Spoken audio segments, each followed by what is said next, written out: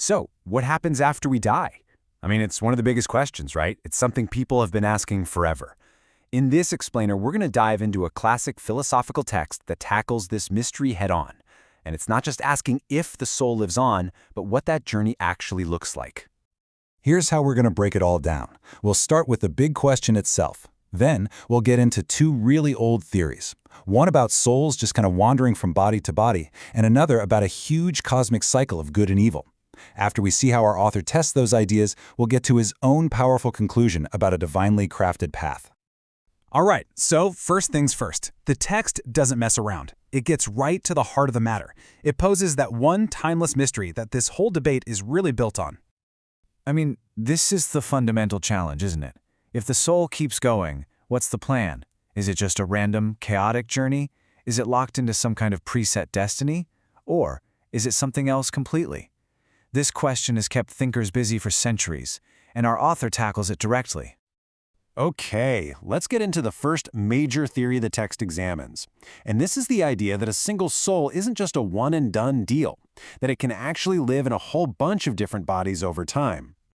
Now, there's a fancy word for this, metempsychosis, but you probably know it by a more common name, reincarnation. It's this idea of a continuous cycle, where a soul is almost like a nomad, experiencing life in all sorts of different physical forms. And according to this viewpoint, the soul's journey is a pretty unpredictable trip across the entire natural world. Just think about that for a second. One life you're a person, the next you could be a fish, and maybe after that, a tree. It's a wild idea. Here, we can actually see a little piece of the original text. You can see the author is really carefully laying out the different philosophies. He explains how some people believe a single soul can jump between a human and what he calls an irrational animal. He's basically setting the stage for his own counter-argument. And he doesn't wait around. The author doesn't just present this idea of a wandering soul and leave it at that. Nope. He immediately starts to poke holes in it, asking a bunch of really sharp, practical questions. He starts with these brilliant, almost absurdly logical points. You know, if a human soul is now inside a grapevine, how exactly is it supposed to help make wine? That's an act that takes hands and thought, and immediately makes you see the fundamental mismatch between a soul and the body it's supposedly inhabiting. And he keeps pushing this idea. What if a rational human soul is now inside a predator? How could it possibly hunt other creatures, when those creatures might be carrying the souls of its own friends and family? The whole theory starts to unravel when you look at it through that lens. This quote really hits the nail on the head. The main critique is simple but really powerful. Every being has a specific nature, a purpose, and the physical tools to match. So forcing a human soul into a plant or an animal completely violates that natural order. It just doesn't add up. So, after pointing out the problems with the wandering souls theory, our author turns to another big idea.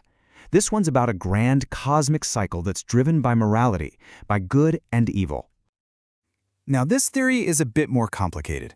It suggests that souls are kind of trapped in a forever loop. They fall from a higher place into the material world because of evil, and then they have to slowly work their way back up, only to maybe fall all over again. Endlessly. And this brings us to the absolute core of the debate, this central conflict.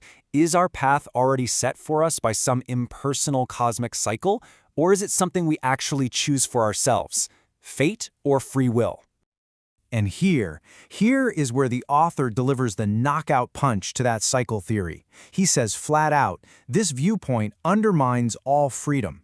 Because if we're all just cogs in a giant cosmic machine that's endlessly repeating itself, then our choices, our freedom, they don't mean a thing. The difference couldn't be clearer when you put them side by side. On one hand, you've got a universe run by an inescapable, repetitive fate. But on the other hand, you have a universe where personal choices are what matter, where the journey has a real purpose, and where our actions actually have consequences. So, where does all this lead? Well, after taking down two of the biggest theories out there, the author is ready to build up his own powerful perspective. At the end of the day, his whole argument is a complete rejection of any kind of randomness or mindlessness in our spiritual life. He throws out the idea of the soul as an aimless wanderer, and he throws out the idea of the soul as a prisoner on a cosmic Ferris wheel. So what does he argue for instead? He argues that the soul is a deliberate creation of divine wisdom. that it's been given the incredible gift of free will. And it's this power to choose, to move toward good or away from it, that truly defines the journey.